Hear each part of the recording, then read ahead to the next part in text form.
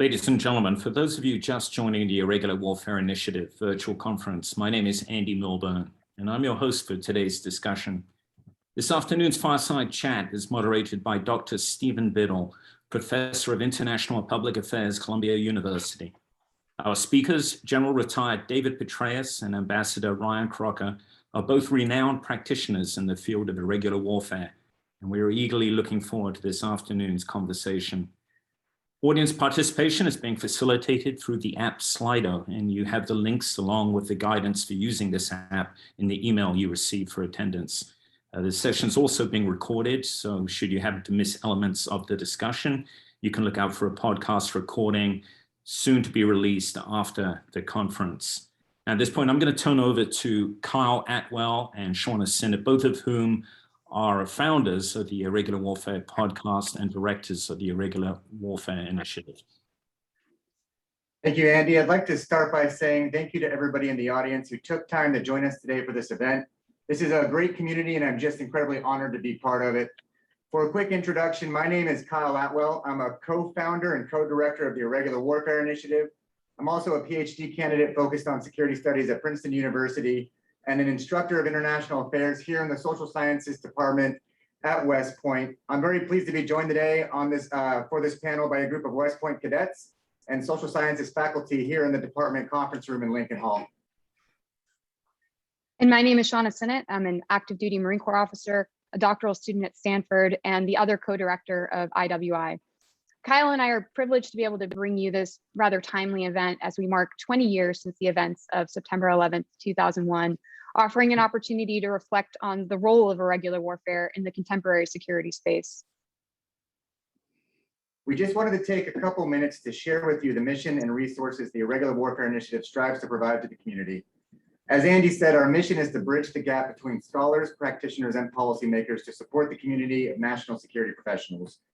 The idea came when another Army officer at Princeton University, Major Nick Lopez, and I came out of class one day and realized that there's a lot of information in the dense academic articles and books we were reading that was very relevant to us as practitioners, and that it would be useful for our colleagues in the interagency and for policymakers.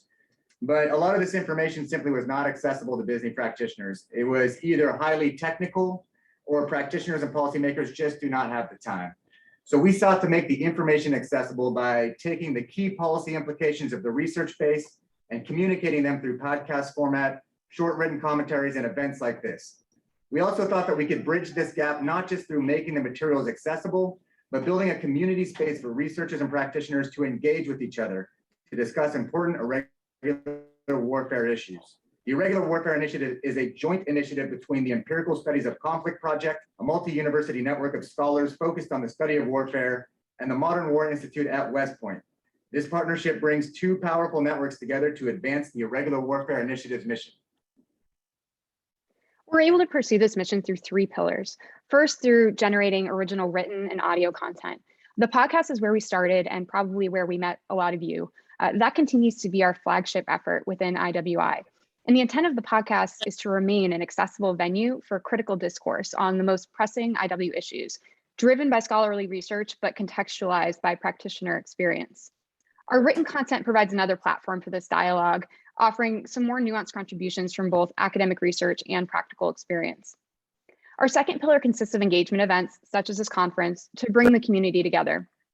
Pending further development on our end, we hope to make this a hybrid virtual and in-person event next year to build on the momentum that we've started this year. And our third pillar consists of development opportunities for up-and-coming researchers and practitioners to include a fellowship we are launching in the winter. It's really important to note as well that none of this would be possible without our team of 27 volunteers who represent a variety of backgrounds, ranging from military officers to graduate students to those with experience in journalism, policy, and think tanks. You've all probably seen the most from Andy Marr for this event. Andy is an active duty officer and doctoral student in the Australian Army, and we want to especially recognize Andy for his efforts in making this conference happen today.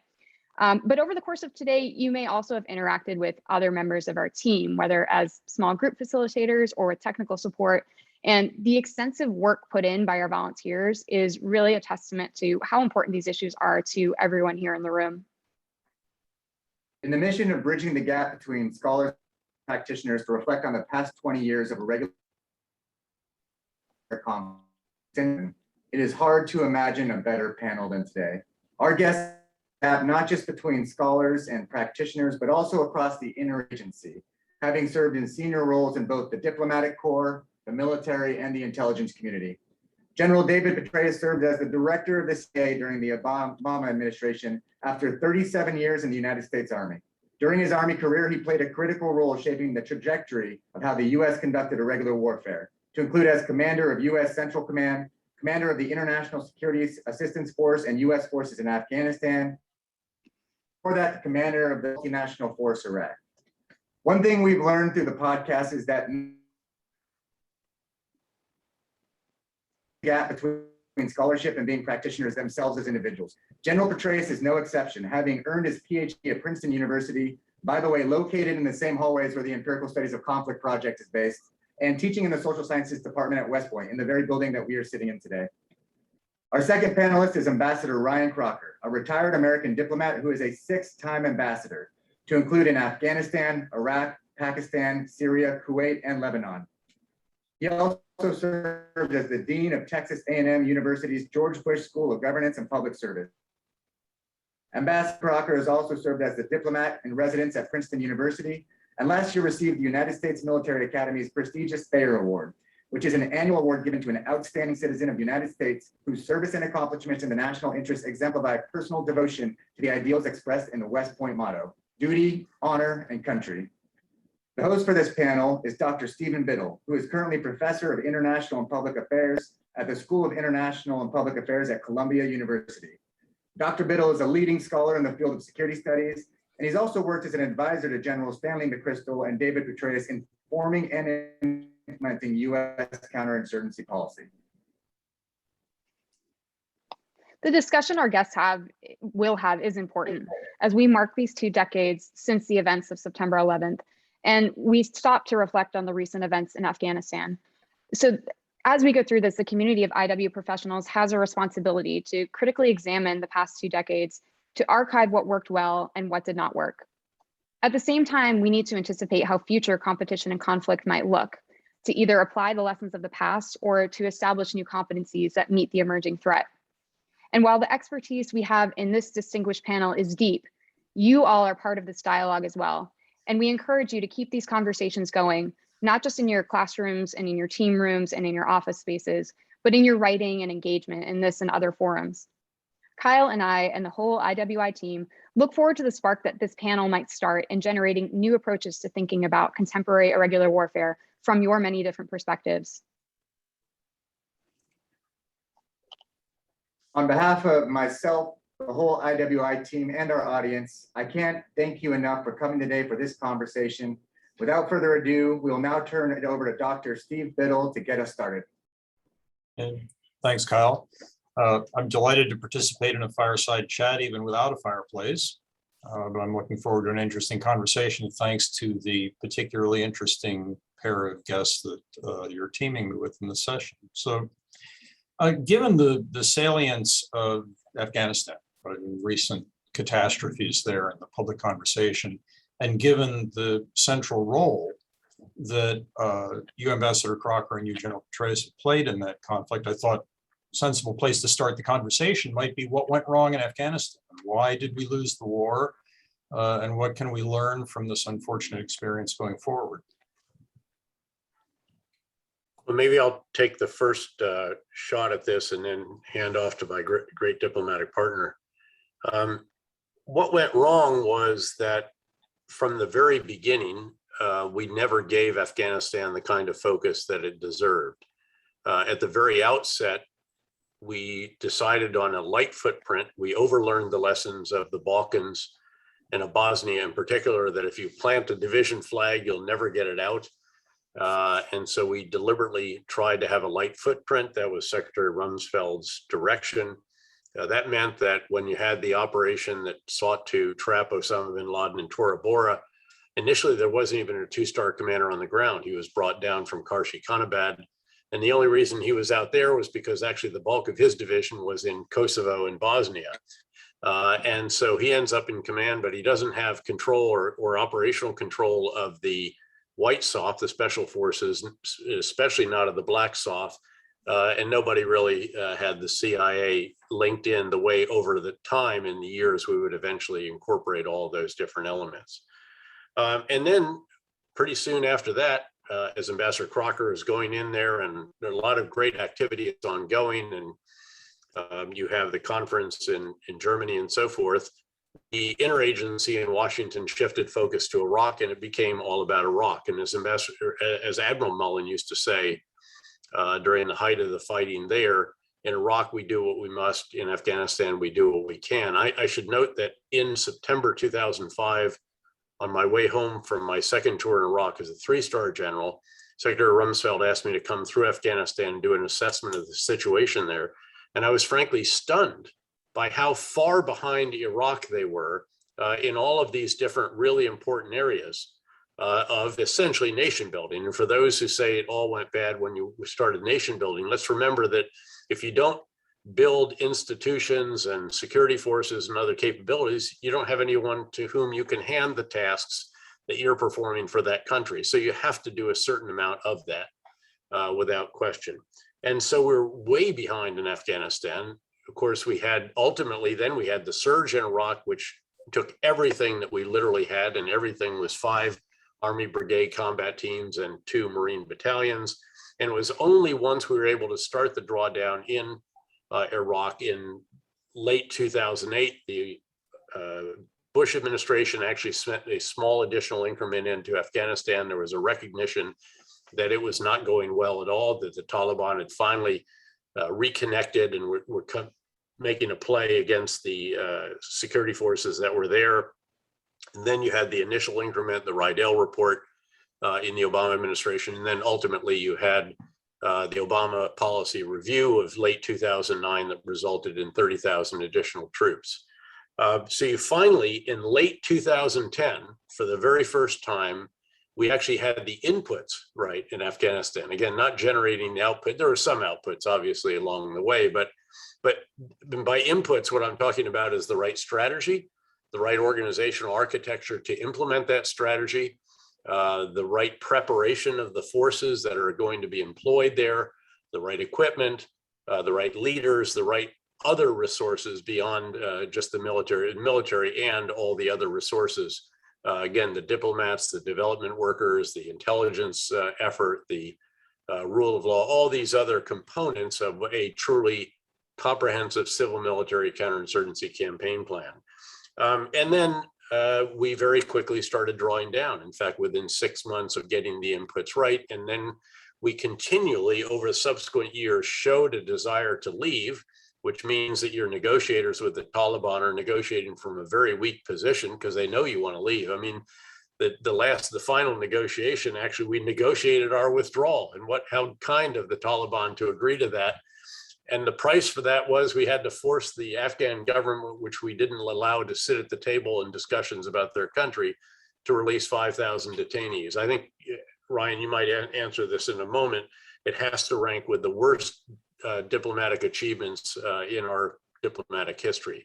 And then, of course, we demonstrated just a sheer lack of strategic patience, endurance, and couldn't even sustain 25 to 3,500 troops with a lot of drones, fair amount of air power and intelligence fusion to enable the Afghan security forces to do what they were really doing pretty well, which is fighting for their country reasonably well. Certainly the situation was eroding and we needed to address that, but probably could have done that with enablers. And of course, because we withdrew, that meant the 8,500 coalition forces had to withdraw. That meant the 18,000 contractors who maintained the Afghan Air Force had to withdraw. And ultimately, of course, Afghan forces recognize that no one is coming to the rescue with reinforcements, emergency resupply, aerial medevac, or close air support. And if you put them in that position, instead of fighting as they'd done very valiantly over many years, 66,000 of them dying in combat, 27 times as many casualties as the US experienced in 20 years of war there. I think it was very predictable. And I did say actually months in advance that I feared a psychological collapse of the Afghan security forces once they realized that nothing was coming to the rescue. You do have to give credit to the Taliban indeed for quite a masterful campaign of positioning their forces for the fighting season and then attacking all around the country simultaneously, so that the Air Force that was already under enormous pressure could not sustain the effort needed to provide those reinforcements and close air support. But ultimately, that's what resulted. And then we also had, of course, the results of 3 administrations which had really failed to process the special immigrant visa applications in particular, so that when all of a sudden under huge pressure, you're trying to identify who needs to come out, who should be prioritized. We even failed in that mission. Again, taking 123,000 out is an extraordinary achievement, but no one should doubt the ability of U.S. Transportation Command to do that. The real challenge was that the real issue was that we left over half of the SIV holders behind, according to the State Department, and many other categories were left behind as well. So again, I think that Ryan captured this brilliantly in his New York Times op-ed, where he talked about the inability to maintain strategic patience. And with that, I'll hand off to him. Well, thanks, Dave. You've nailed it all. I'll start though with your reference to the sacrifices of the Afghan National Security Forces. When I was ambassador 2011, 2012, every week there would be a short ceremony at ISAF headquarters where the names of the dead from that week would be read out. And sadly, I don't think there was ever a week in which we didn't lose at least one American trooper. So that name, those names would be read by an American officer. Coalition losses were less, but they were there. And when that happened, an officer of the trooper's service would read the name. The last one to the microphone was always an Afghan officer. He didn't read names. He would just say a number: 133, 117, 85. That's how many they were losing a week. And they were still in that fight. So for the President of the United States to really lay this disaster at the feet of the Afghan National Security Forces is, in my mind, I'll be blunt about it, it's contemptible. They fought and bled for their country and their cause at levels that are really unimaginable for us. They quit fighting only when we had gone over to the enemy, basically. And as you rightly point out, Dave, pulling all of our contractors out meant no more air support at any level. And of course, that was the whole model of the Afghan National Security Forces. It required air sustenance at every level. Going back to the beginning, I think it is worth spending a little bit of time on that. I came out in the beginning of January 2002 to get the embassy up and running. Wanted to get the laydown of our forces in Afghanistan, and discovered at that particular moment we had exactly one ground combat element, which was a MEU, again, basically the battalion team, and then I think probably close to 5,000 or so with the air assets that supported the BLT. And that was it. Everything else was special forces, ground branch from the agency, onesies and twosies here and there. It was, I think, the rollout of the Rumsfeld Doctrine, the extremely light footprint. And how light was it? Well, you mentioned, of course, Operation Anaconda, early March 2002, where up there in the Northeast, we had identified an Al-Qaeda concentration and wanted to, of course, move to take them out. And I did go out to Buster Hagenbeck's headquarters at Bagram. He didn't have a lot of troops on hand from the 10th Mountain, but boy, he had all the advice that any field commander would ever want.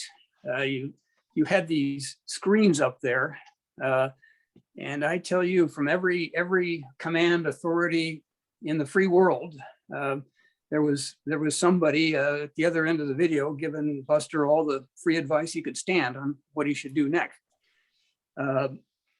What happened? I got an urgent message from the chief of station in the middle of the night. We bogged down on Anaconda. There were more than we thought, and they were better armed than we thought. And we needed to get armor into the fight urgently. Well, we didn't have any armor, but the Northern Alliance did. So at 3 in the morning, I was convincing a Pashtun member of the interim government that he really needed to communicate to his brother, the infamous Bachakan Zadran, that armor, that Tajik armor, needed to pass through his lines to get into the fight. And it took a little while to be persuasive on that. In fact, I was only persuasive when an agency officer kind of said I could make the ultimate threat and they would make good on it.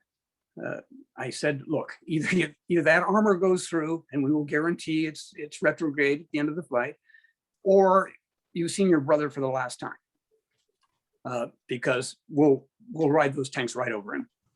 And that's when he said, oh, we can work this out. We later did have to take care of his brother. Should have done it right then.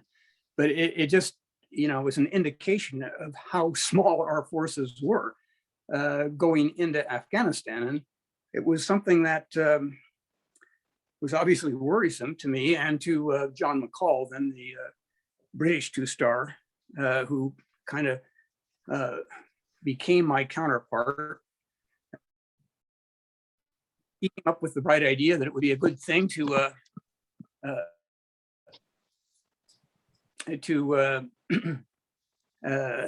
maybe suggest an augmentation of force so that we could get, say, a reinforced company into the four corners, Herat, Kandahar, Jalalabad, and Mazar, backed up with an air mobile battalion in Kabul.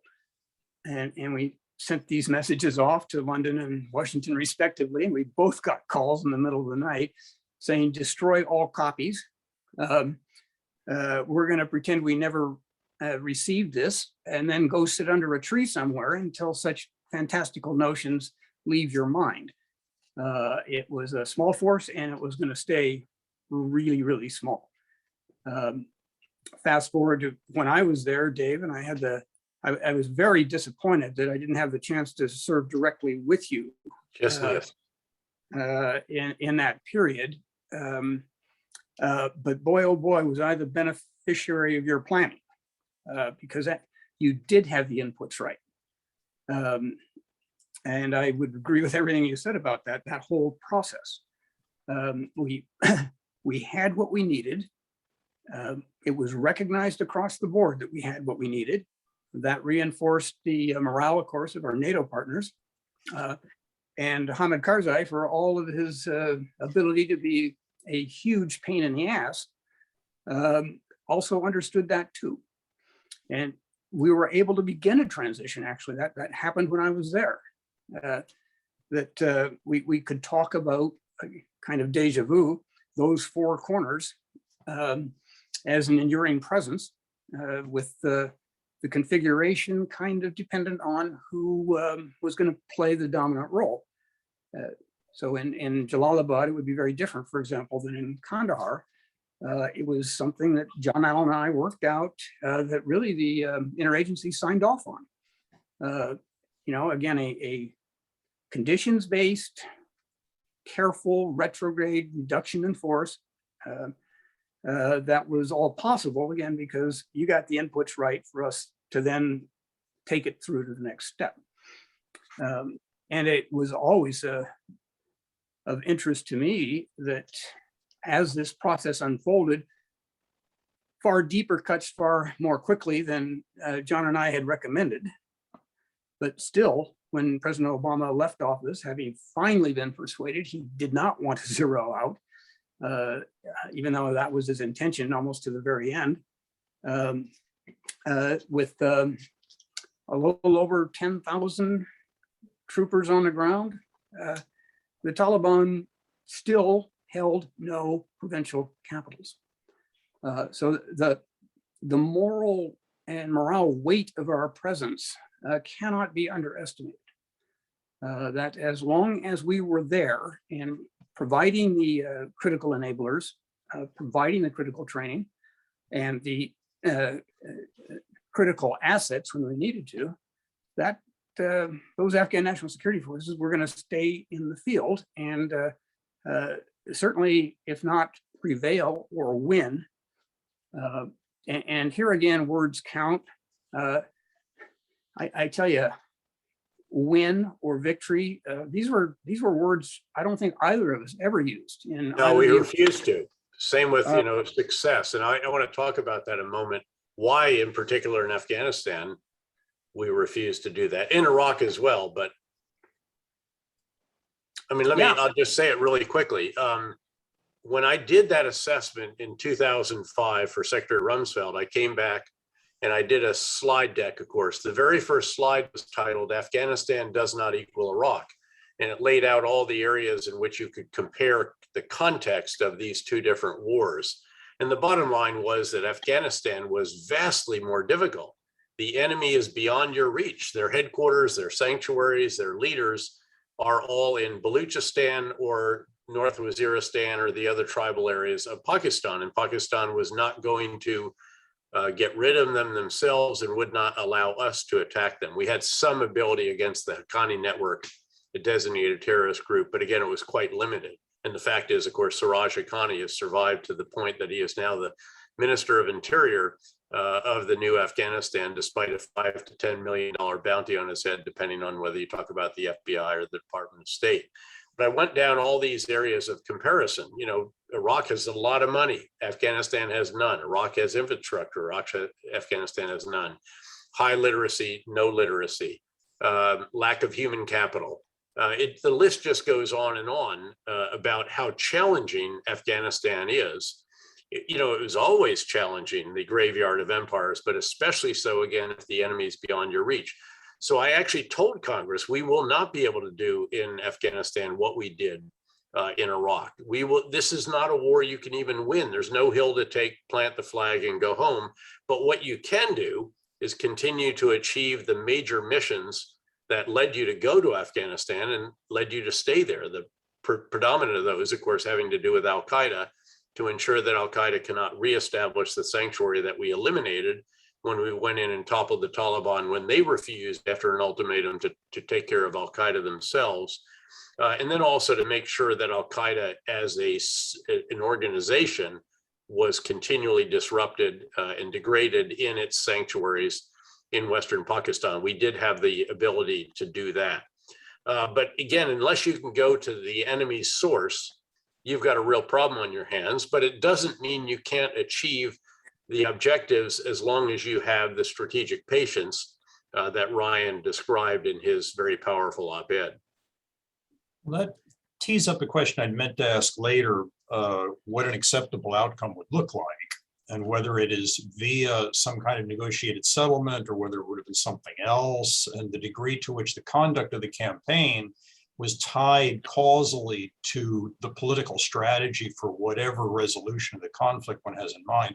But before I get there, though, I want to follow up on the first part of the conversation, which is explanation always implies counterfactual, right? If we think that the failure was because the inputs weren't right, what inputs would have been needed and what would have happened to produce the better outcome? After all, Rumsfeld's whole argument in favor of the light footprint at the beginning was he was concerned that a heavier footprint would create a nationalist insurgency and opposition to foreign occupation.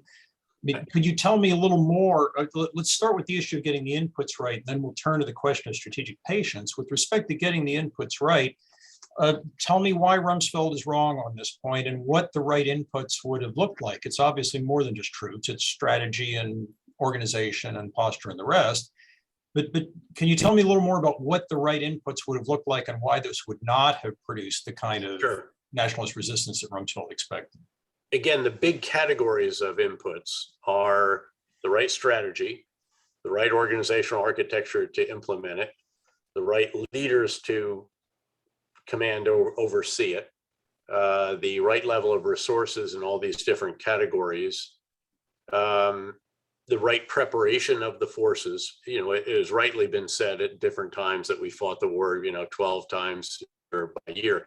That's a little bit overstated, because we did eventually in Afghanistan learn how to prepare forces right. In Iraq, we had the huge advantage that everybody was serving in Iraq, tour after tour after tour. So by the time that Ryan and I were together, all of the leaders on the ground from company command on up had already had at least one tour. Many of us had had 2 full year tours. Some of us had had even more.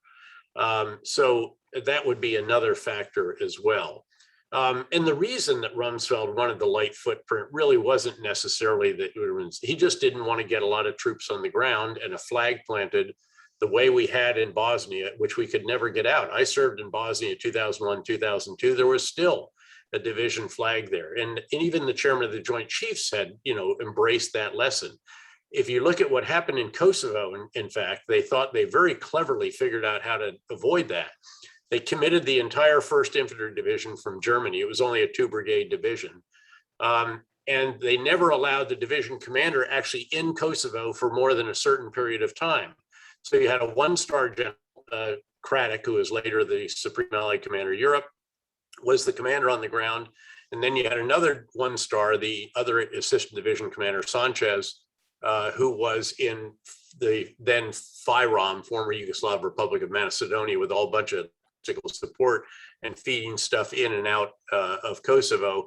The division staff was largely there, but working for Craddock, not for Abizaid, who was the division commander, who was permitted some kind of, visits periodically to his division as he was stuck back in Germany. And that's how they actually ran this. And this is what was overlearned by the time that it came to Afghanistan. Again, read Not a Good Day to Die. I think it's the most powerful explanation of the most screwed up organizational architecture that we have ever fielded at a really critical moment in combat.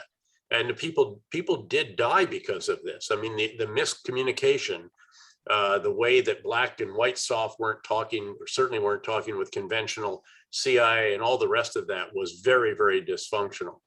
So again, I think that's what you have to look at. The truth is, look, we didn't know what we were doing at that time anyway. It took, years in Iraq. It took ultimately you distill all this in a counterinsurgency field manual, et cetera. And we kept on learning, to be sure. We tried to be learning organizations. But again, I'd argue that we finally roughly got it right in late 2010. Certainly we still made mistakes. We probably threw too much money at certain projects, in part because we only had it for a while. It was use it or lose it. And we knew we had to start drawing down. So you started to take certain risks. I gave 2 entire infantry battalions to the Combined Joint Special Operations Task Force to do the Afghan local police program. That's a program we should have done back in the beginning when Karzai wanted to do it. And we refused to allow him to do it for fear of militias. But yet you needed that, especially by the time I was privileged to be the commander, because if you couldn't do that, you were never going to establish sufficient security based on the timeline that you had with the troops before you had to start drawing down. So I think that was really the issue. And of course, let me go jump in. ahead also, Ryan, please. Yeah, because again, I would go as far to say that Rumsfeld may have been right. But what I can definitely say is getting the inputs right when you did, that was a critical step. And again, I was the beneficiary. On the political side, Karzai finally calmed down. Well, there was that too, yeah. Yeah. I mean, if you'd gotten the strategy right in the beginning, Steve, you might have gone with less. The problem was we were always shooting behind the Taliban.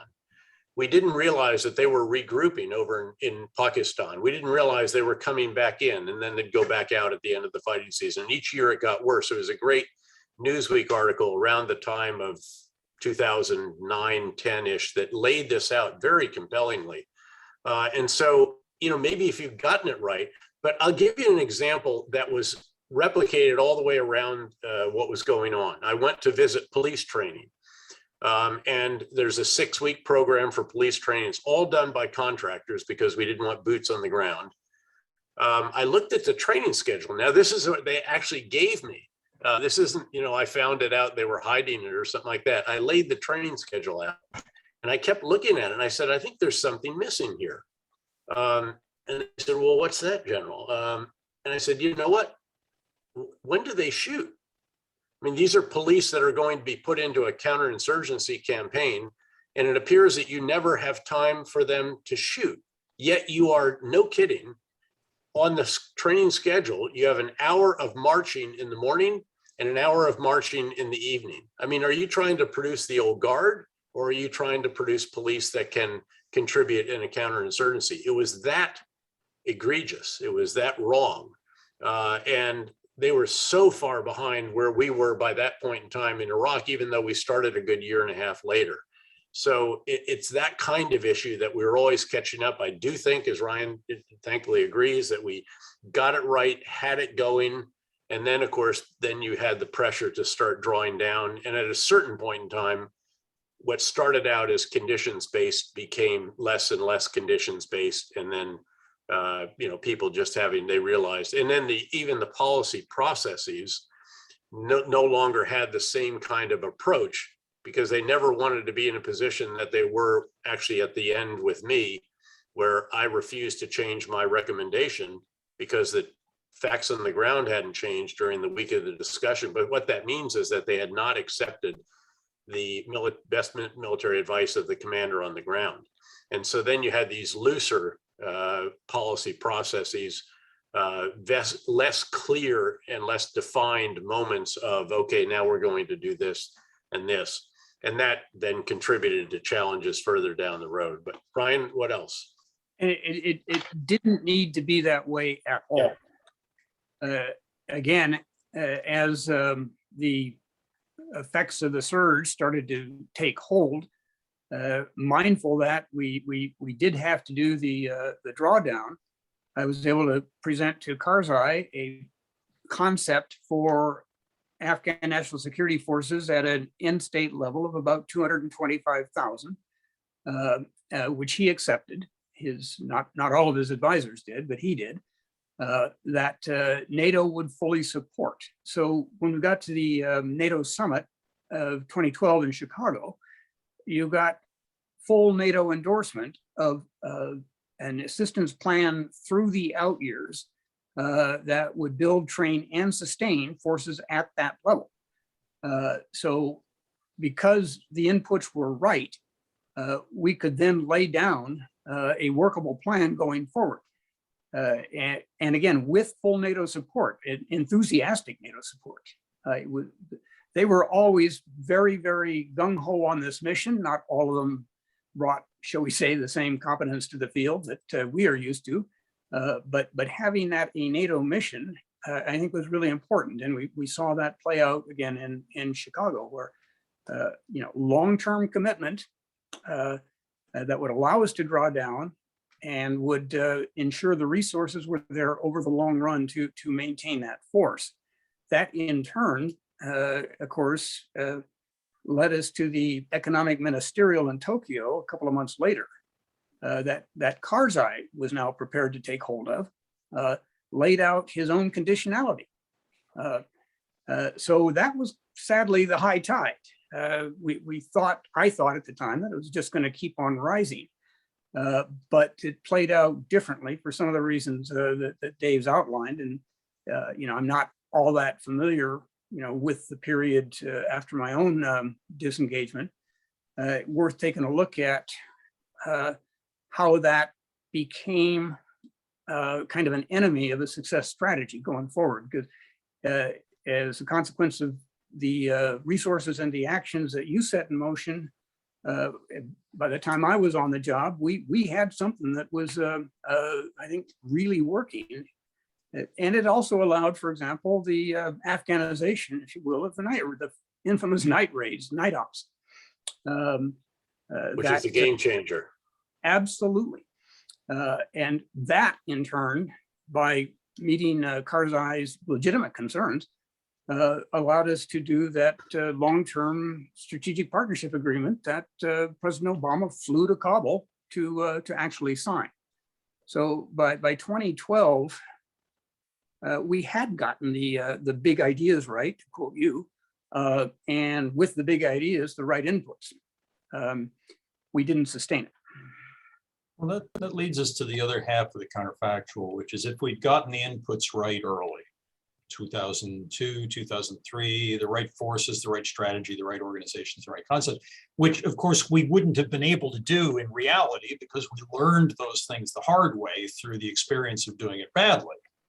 But looking forward and using this as a model, if we posit that the right ideas and the right forces had been in place, and that the Afghans had accepted this, that in fact at least some would argue, Rumsfeldian argument, that this kind of presence would not have been tolerated as, you know, a foreign element in a nationalist society.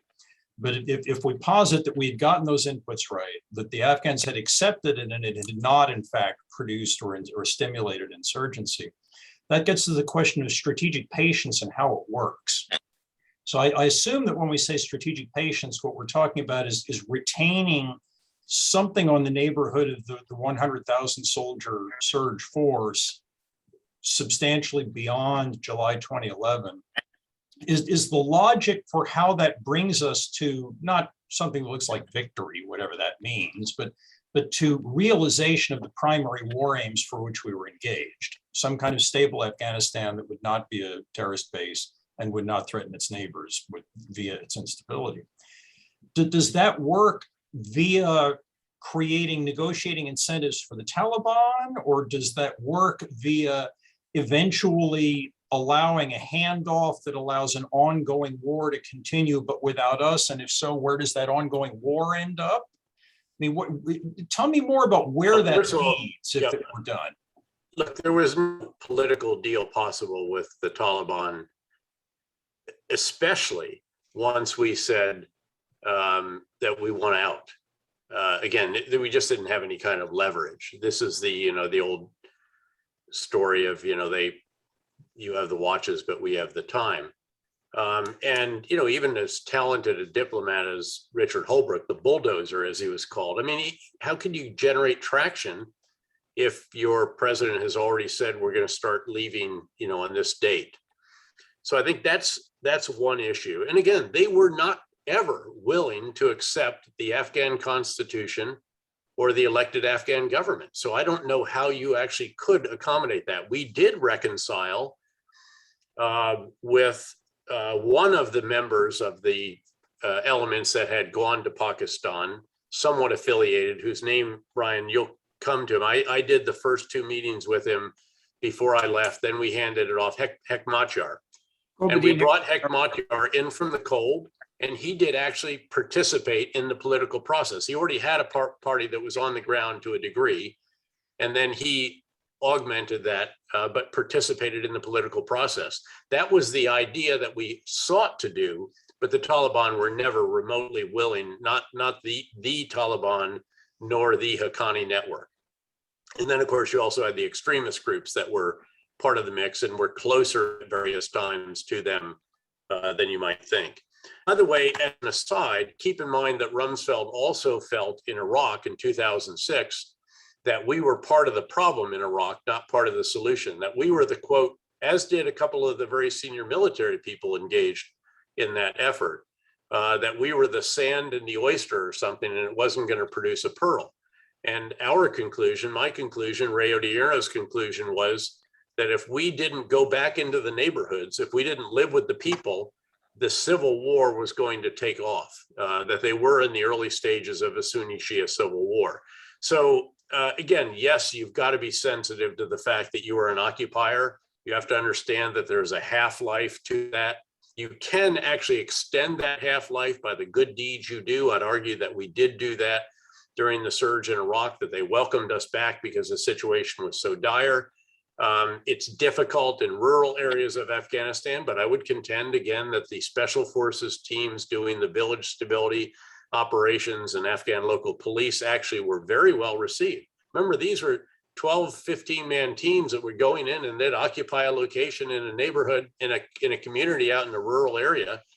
And we never lost one of those teams that I can recall. I don't even recall a team being really seriously attacked. There were casualties, but usually from IEDs or other causes. So, you know, what I would say was what would have been sustainable was as economical a contribution as we could make. So as sustainable in terms of the expenditure of blood and treasure, so that it could be sustained literally forever. And the truth is, again, if you remember back in 2018, when there were polls done, nearly half the United States didn't even know if we still had troops in Afghanistan at that time. So for all of the talk of, you know, we could not continue this, that just doesn't hold up depending on how you ask the questions.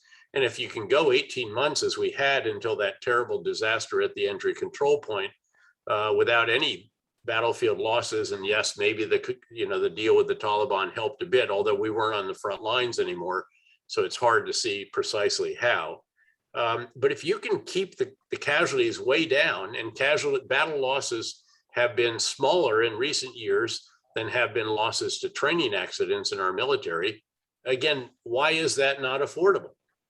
It's not directly analogous to Korea. Obviously, we're 70 years after the end of hostilities. We still have 30,000 troops and have had far more than that over many of those decades, because there is an active combat effort going on. It is war and there is an active insurgency, but I don't know why you couldn't sustain that longer. And then the hope would be that as decades go by, you finally can achieve a more sustainable, with less of us, outcome. But that would be how I think you would approach that.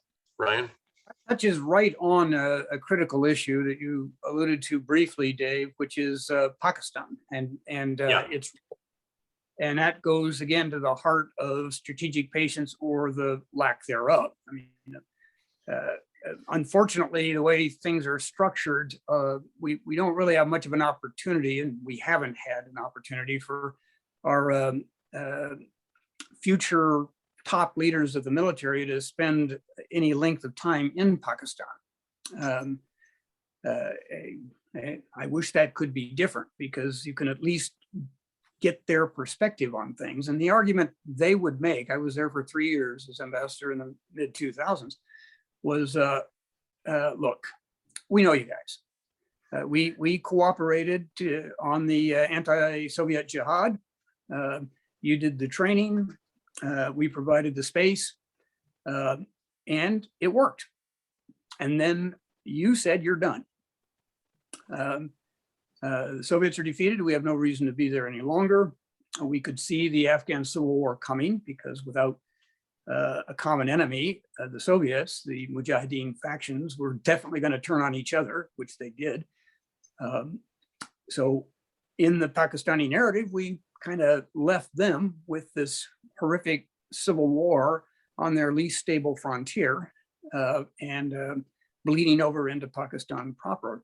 Not only did we do that, we stopped getting waivers for the Pressler Amendment, which stipulated no US assistance to any country pursuing a nuclear weapons program.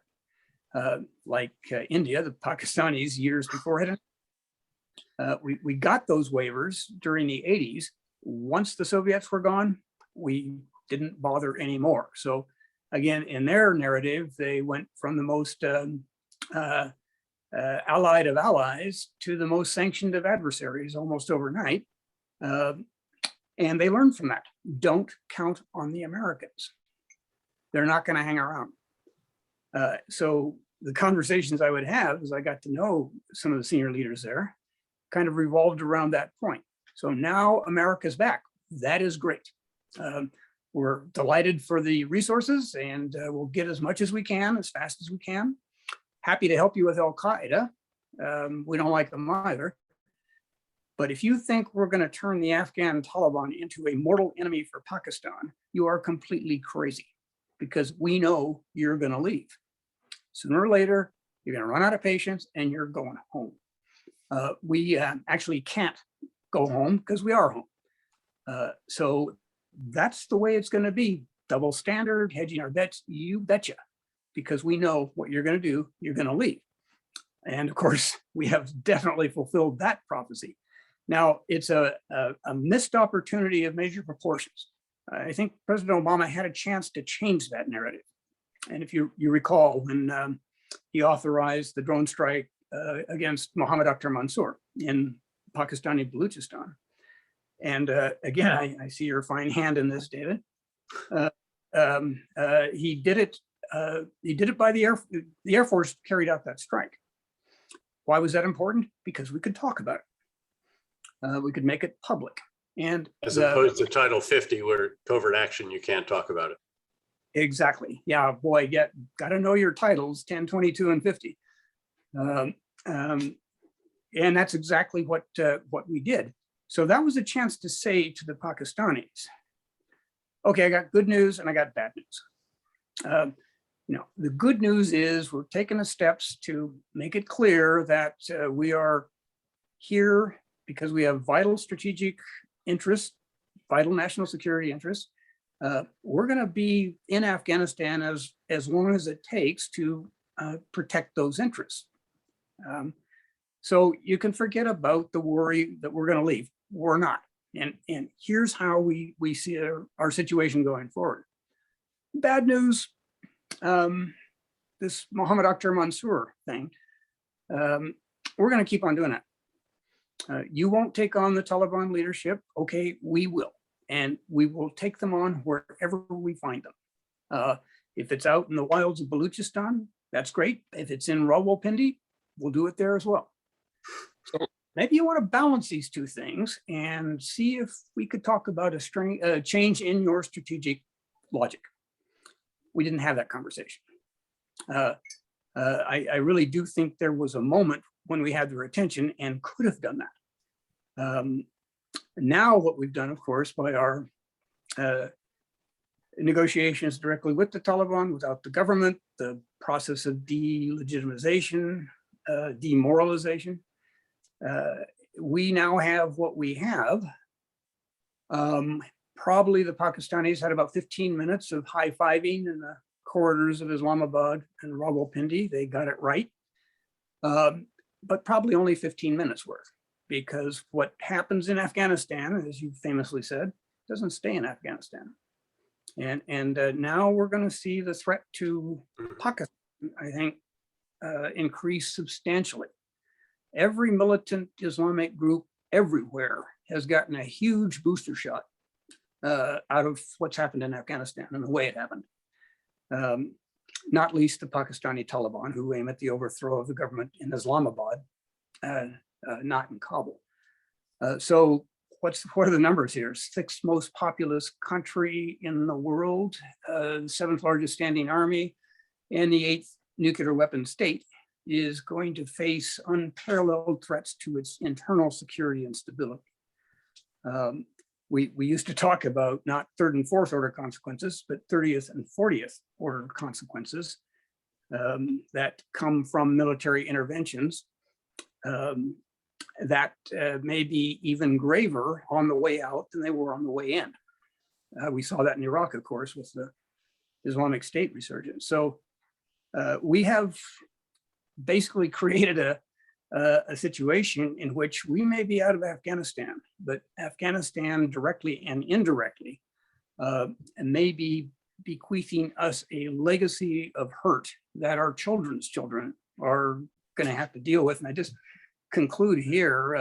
I hope everybody on this event knows who Hamid Gul is, the head of Pakistani Inter-Services Intelligence in the mid-90s, who forged the strategic relationship with the Taliban. So here's what he's still out there. Here's what he said a week or so ago. He said, I used to say that inter-services intelligence defeated the Soviets in Afghanistan with help from the Americans. Now I can say that inter-services intelligence defeated the Americans in Afghanistan with help from the Americans.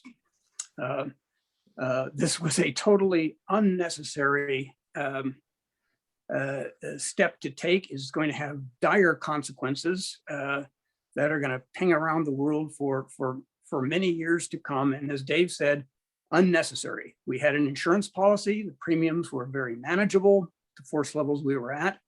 That could have gone on indefinitely, but we just ran out of patience. And just finally, because these things do become kind of personal, watching the Marines move into the Kabul airport there to try to manage what we could do to get people out.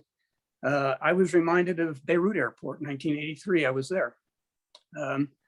Looking at the photos where there was nobody out in front of the Marines to screen. That suicide attack virtually inevitable. The Marines who died were not born in 1983. Their parents weren't born in 1983. And I'm thinking of you here, Shauna, in particular. I mean, every Marine knows the story of October 1983. And those Marines were, because of our political ineptitude, those Marines were thrust into a 1983 position all over again and paid the price for it. Can I just add very quickly that on top of everything that Ryan has mentioned, there's going to be a humanitarian catastrophe in Afghanistan because the Taliban is completely broke. The only additional assets they bring to the table now are the proceeds from the illegal narcotics trade that they have long controlled, but that's nowhere near enough to make up for the loss of the 3/4 of the budget that we primarily, and then also Japan and some other countries, used to fund. And you could literally see the lights go out in Kabul if this goes long enough, and food run out, and all the other, their enormous import economy for a lot of their very, very basic goods and services. And that has enormous implications for Pakistan as well. There's a lot more we could do with the counterfactual.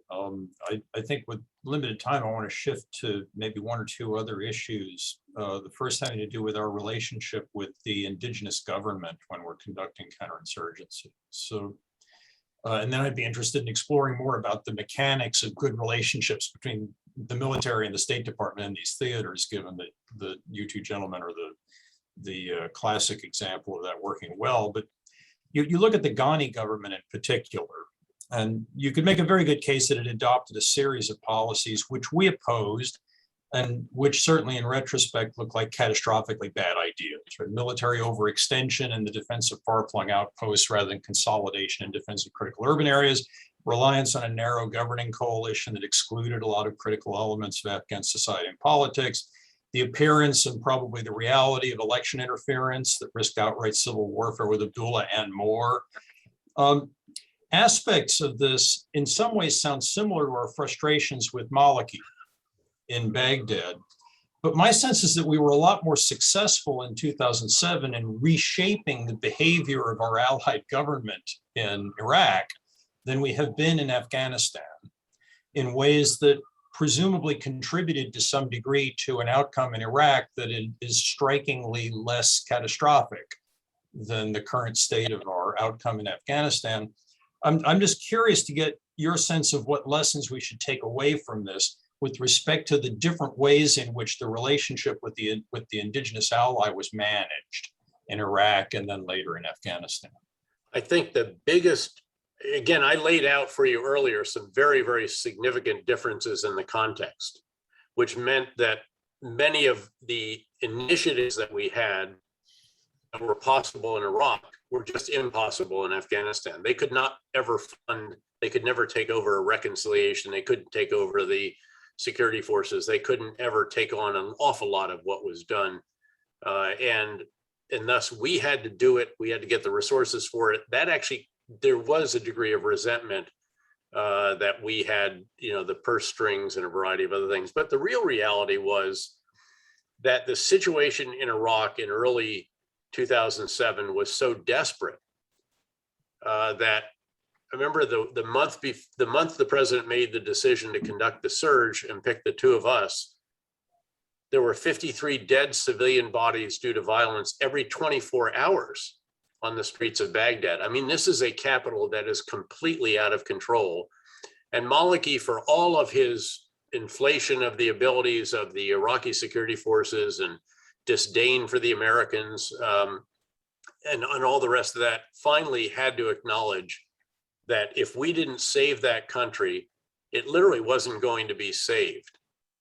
Keep in mind that levels of violence in Iraq were vastly higher. They were several orders of magnitude higher than really the worst times in Afghanistan. Afghanistan was always, by comparison, relatively much safer, and it was much safer for much longer. I remember when I went in 2005, I'd basically drive around in a soft skin vehicle, SUV rented, that was driven by the individual with whom I was spending time. So I think part of it was just the sheer desperation and then it was also, there were certain parts of Iraq where we were the only government present. So if you think about Anbar, I remember that, when it hit me in the middle of the forehead as I was taking Prime Minister Maliki out to Anbar province to show off the first really successful case of reconciliation. And it was very, very important. And I said, well, Prime Minister, when were you last out in Anbar? He said, well, it's been a while. I said, it's only 30-minute helicopter flight to Ramadi, the capital. I said, well, just roughly, was it last month, last year, he said it's about 22 years ago. So again, he also didn't really care what we did in Anbar. That was our own experiment. It was completely Sunni. It was completely out of control of the government. And so we could do what we needed to do in the early months of the surge. And then when it produced dramatic results, when it went from being the most violent capital or violent province in Iraq to very, very safe, actually, in a relatively short period of time, certainly well under a year, he embraced this whole idea. He embraced it to the point that when I started, okay, now we're going to try to push this. We've worked it in the Euphrates River Valley, as Ryan will recall. We hit critical mass and it was a chain reaction. All the sheikhs wanted to buy into this. And then I said, okay, now Prime Minister, we want to try to push it up the Tigris River to the north. Will you come with me to Tikrit, where we're going to meet some of these sheikhs and we want to get them on board and explain what this means and how the Sons of Iraq program works. By the way, we couldn't yet pay them. It was a good 4 or 5 months until we had a legal mechanism that the great Colonel Mark Martins designed to do that legally. But anyway, so we go to the helipad and he shows up and his guy is carrying 2 big suitcases. And I said, Prime Minister, we're not spending the night in Tikrit. He said, oh, flus, money. He's into this now and he's going to promote it. So it was a very, very interesting dynamic where, because of the sheer desperation of the situation, which also actually helped Ryan and me enormously, because it meant that the president went all in on this, all in on us in a way, devoted an enormous amount of his own time, 7:30 to 8:30 Eastern Standard Time, a secure video conference with the 2 of us from the Situation Room in the West Wing of the White House with the entire national security team there. Even starting something at 7:30 on a Monday morning, much less all the prep required to do that, was really quite extraordinary. And so that really worked in our favor. Whereas in Afghanistan, it had deteriorated very substantially, and we had to halt the momentum of the Taliban, roll it back, accelerate the Afghan security forces, develop the mechanisms for transition, start implementing it, all while preventing al-Qaeda from reestablishing a sanctuary, which they did try to do, by the way, repeatedly over the years. And now you'd have ISIS, and then also be the platform for the counterterrorism campaign that was being carried out by other organizations in Western Pakistan. And you just never had that same degree of crisis.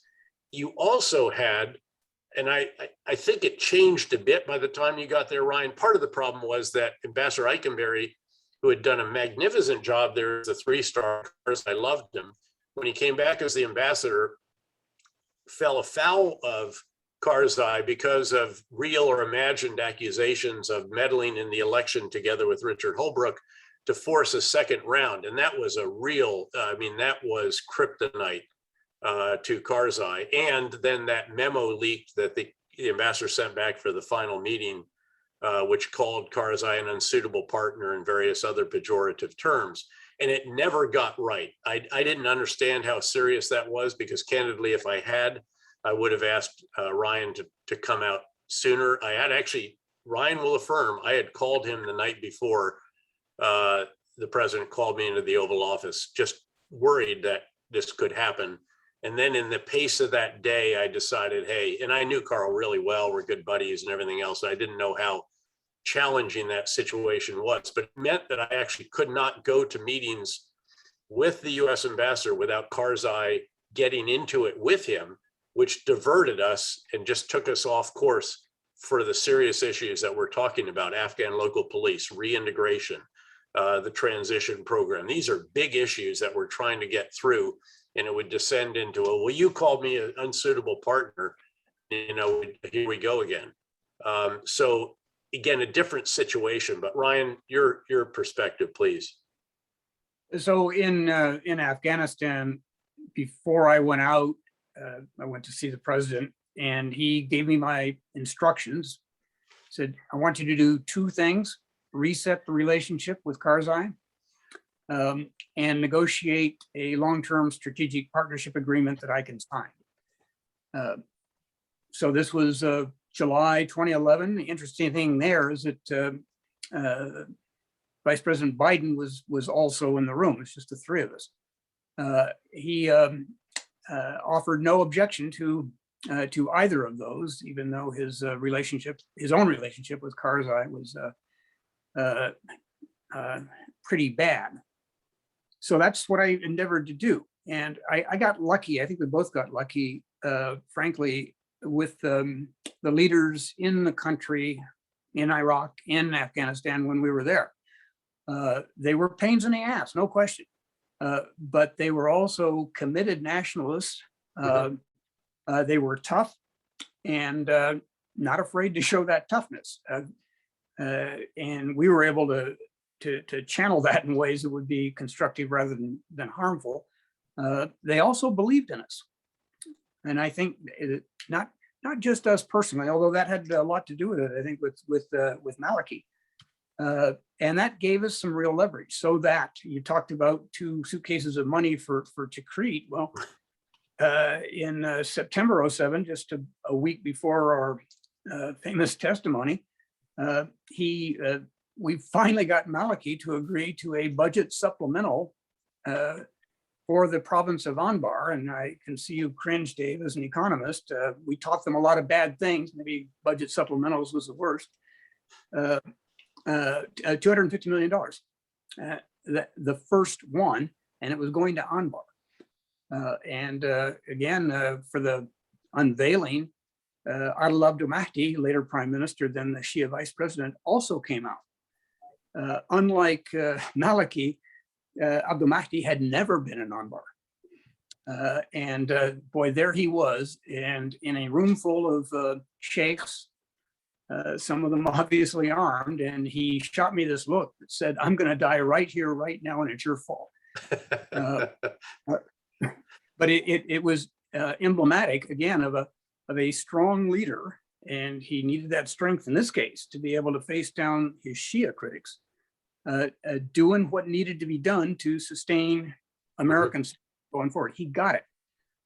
And indeed, just as we've seen the negatives, how fast the Iraqi army collapsed in the face of Islamic State, and the Afghan. But a good 2 years after we left. I mean, again, it was unlike when we were still there. In the case of Afghanistan. Well, you can also see the tide go the other way, as you alluded to, and nowhere more dramatic than in Anbar. My last visit to Anbar in early '09, we took a walk through the souk. No reason not to. And therein, I noticed in a couple of the stores kind of cheap Iranian-made kitchenware. So I asked the merchant, I said, well, where do you get the Iranian stuff? And he said, oh, we got a wholesaler in Sadr City. He brings it in dirt cheap, and markup isn't too bad, and the stuff sells out here. And I said, so you mean that guy comes out here to Anbar? Guy looked at me and said, "No, that's crazy. Somebody kill him." I said, "Well, do you go to Solder City?" "Absolutely not. They'd kill me." But business is business. Yeah. So, they had found ways. That was your Yep. phrase, Dave. Every single one of those sheikhs smuggles arms, has a transport company. What was the third one? Security Oh, company. Yeah, that's it. The security company. Yeah, Import, export, transportation, and security. It's just like the mafia, which is why Ryan and I used to advise people coming to Iraq to watch The Sopranos. Yep. And it, not our way of doing business, but it worked their way. And you have to be able to adapt to that. Again, it comes down to the strategic patience issue and the ability to get the policy right and then stay with it. I've been monopolizing the questions too long. We've only got a few minutes left, but let me take at least one or two from the audience. So first of them is, how can institutions create officers who are regional experts as needed for counterinsurgency when currently career politics force officers to be generalists? It's a great question. And I think there's a way, and I'd like to think that my career exemplified it, but where you can be a generalist with enough understanding of different locations around the world. Keep in mind that I was fortunate to serve in Central America, for example. Now, yes, it's a TDY period, but it was very, very profoundly interesting because we were supporting counterinsurgencies that were very comprehensive civil military campaigns in El Salvador, Colombia, and Peru. And we were supporting in insurgency, of course, in Nicaragua, supporting the Contras. So again, a great learning experience. Was privileged to be a United Nations officer in Haiti as the chief of operations for the UN force. I mean, it's a really different experience. And that's where, by the way, we had people live with the people to secure them. The US refused to go beyond Port-au-Prince and Cap Haitien. So I said, okay, we'll push everybody else out. And that will allow the special forces to push out even further. And it was an extraordinary experience in understanding nation building, a whole year in Bosnia. A time in Kuwait, actually, there was a General of the Month club, we used to call it jokingly, where the 1 stars would go over there and you had to be ready for the fight tonight or something like that. If you can, I think, latch on to those kinds of experiences and augment them by out of your intellectual comfort zone experiences, such as I experienced certainly in graduate school, and then, don't do the war college, go to a fellowship, don't finish the fellowship, go to Haiti. I mean, I think you can cobble together, again, the kinds of experiences that are necessary. I do think the challenge is going to be that we will, and why I love this tremendous initiative by Kyle and Shauna, and I should have praised them earlier on what they have put together and the whole team. But it does maintain sufficient focus on irregular wars, because I think we will still be engaged in irregular wars, even as we rightly shift our focus to the Indo-Pacific and deterrence of some kind of conflict with China. Again, all very right, all very appropriate, but hopefully we never have to fight it. So what we're actually going to continue to engage in, all these little plates that we have to keep spinning, are all these locations where we will still have ideally sustained commitments, such as we do have now in Iraq, in Syria. We went back into Somalia, rightly under this administration, 7,000 other forces around Africa, in various places in the Asia Pacific and so forth. So I hope that that's the way that can be done, because I fear that the problem with the real specialization is then if nothing ever happens in that area, it was for naught. Now, you should obviously still recognize that luck is what happens when preparation meets opportunity, and try to be prepared for as broad a set of opportunities as is possible. Ryan? Yeah, just to jump in on that, first, of course, the United States military has resources for training that the State Department can only dream of. We absolutely do not send foreign service officers to universities for PhDs. If you're really lucky, you can get 1 year at as a grad student, and that's it.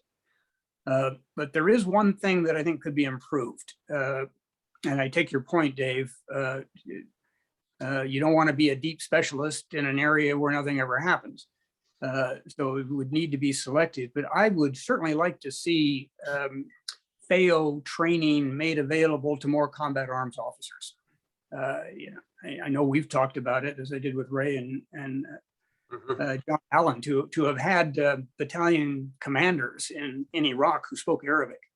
Oh, yeah. That would be priceless. And again, you've got the resources. The military has the resources, but if there is a way to kind of crack the molds open a little bit more for selective languages, Arabic and Chinese, Mandarin would clearly be two, where you're definitely going to be using it in real world situations.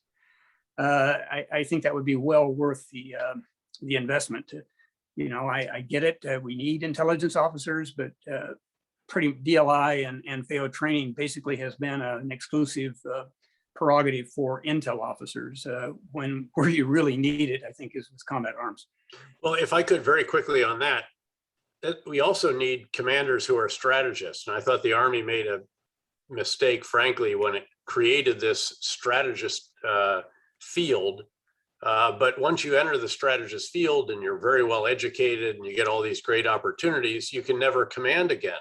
And it always seemed to me that you want commanders who are strategists, not dependent on the strategist who is at their right hand, or putting their hand up their back, making their lips speak.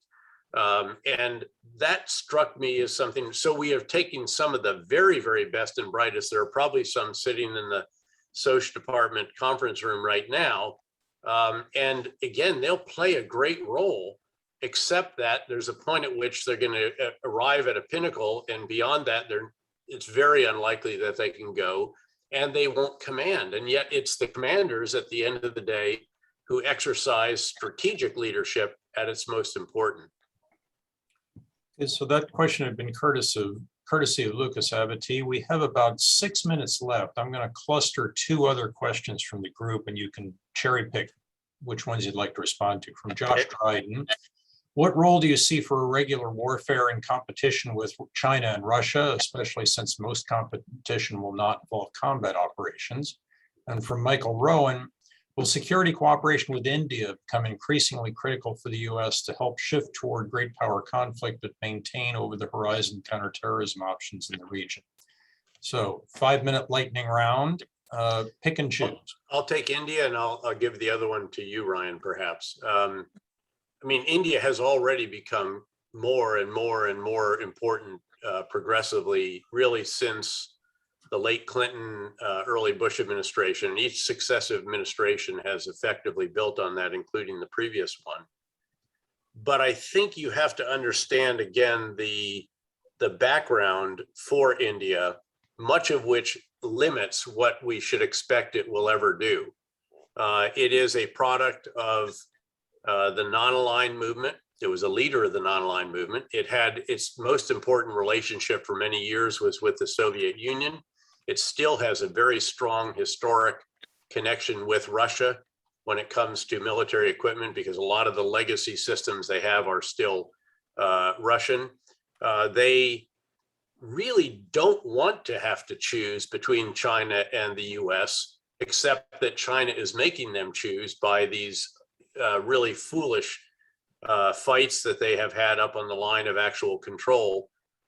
And again, they've been shoved in our direction, but there's just a limit to how far they're going to take that. And I don't, they'll coordinate on counterterrorism operation if it affects their security in some way, but you're not going to see, I don't think, US bases there, nor do I think you'll see actual coordinated operations for the foreseeable future, unless, again, something happens in this great power competition realm that pushes them further into the Quad, further into the embrace of the US, noting that, again, their relationship with the US is just of enormous importance, and vice versa. And of course, we do share similar values, or we're democracies. One can say there's some issues in that regard, but in any event, I think it's a case where you really have to go back and recall what their development has been, because that then leads you to the kind of answer that had known Ambassador Jaishankar, now then Foreign Secretary, now Foreign Minister Jaishankar, over many, many years. And when he was out of government, we were at the Raisina Dialogue together. And I always used to love to ask him on stage in front of thousands of people.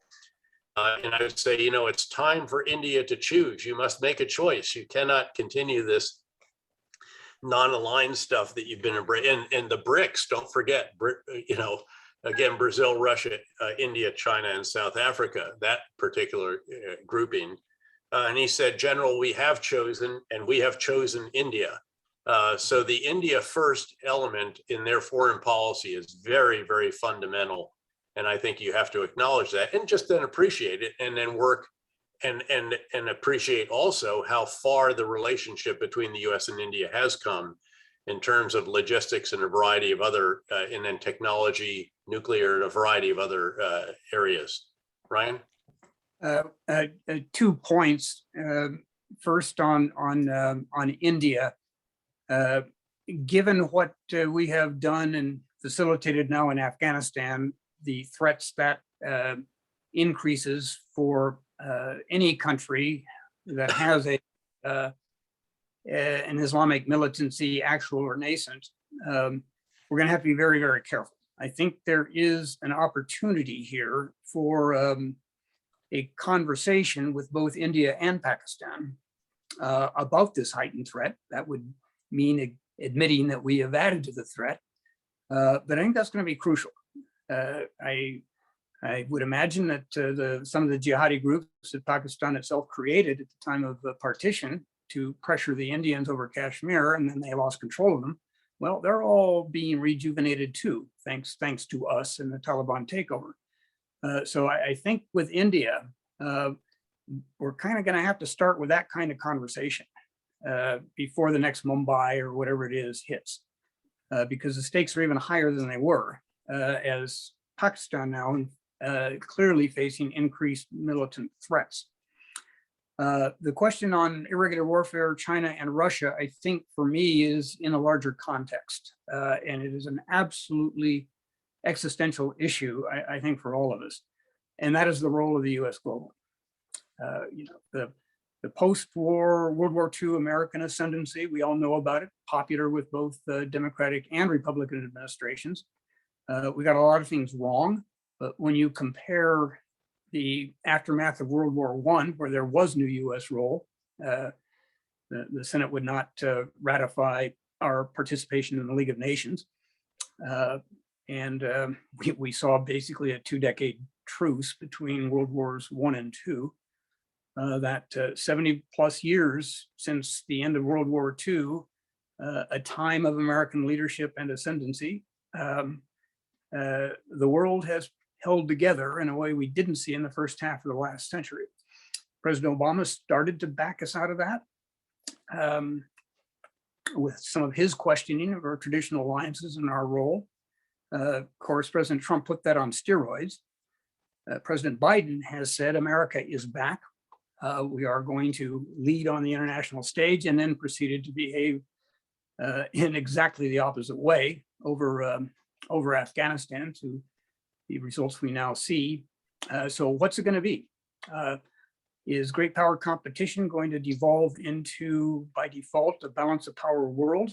Though balances of power work great until they don't. Witness again, World War I and II. Are we going to reassert US leadership? Obviously, I'm biased in this, but that is, I think, the fundamental question about irregular warfare or anything else. What is going to be the overall strategic position of the United States in the global system? Well, and with that, I'm afraid, unfortunately, we're out of time. So I will hand the floor back to Andy Milburn, and please accept my thanks, both General Petraeus and Ambassador Crocker. Great session and much appreciated. Thanks, Steve. Great to be with you again. Always a pleasure to be reunited with the great Ambassador Ryan Crocker. Well, again, thank you for the opportunity. Great to see you again, Dave. Let's go find a new war to either put an end to the Steady. spread. Ladies and gentlemen, that was the perfect note to end our conference examining the evolution of the irregular warfare threats and lessons of the past 20 years. I want to thank General Petraeus, Ambassador Crocker, Dr. Stephen Biddle for their insights today and for their support of the Irregular Warfare Initiative. And a reminder that this session has been recorded and will be edited for release in the podcast format following the conference. On that note, I do want to give a plug for the podcast, Irregular Warfare podcast. In fact, we have one coming out tomorrow. Those of you who are here and haven't listened to it yet, shame on you. Please do so. Tomorrow's a great opportunity to do so. Obviously, a sadly commemorative occasion for all of us. And that is pretty much it. I wish you all a great weekend and thank you.